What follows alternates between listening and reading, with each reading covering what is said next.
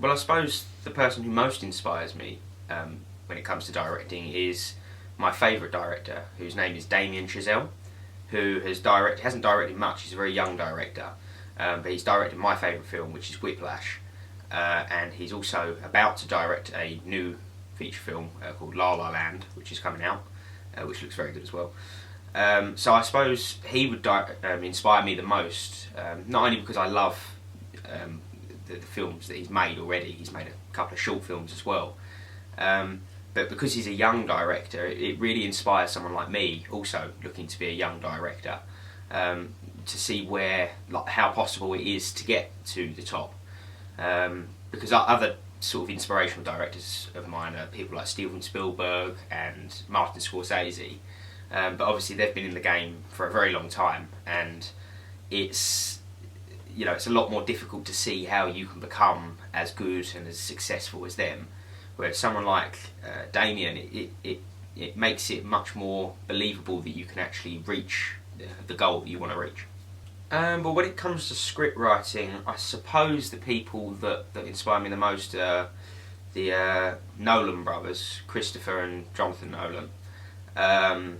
Just because when they're writing kind of their own films, there's so many twists and turns throughout the entire film, and during their stories that's kind of the look that I want to go for in my script. We want, in the Misdirect, we want twists, we want turns, we want excitement in the film.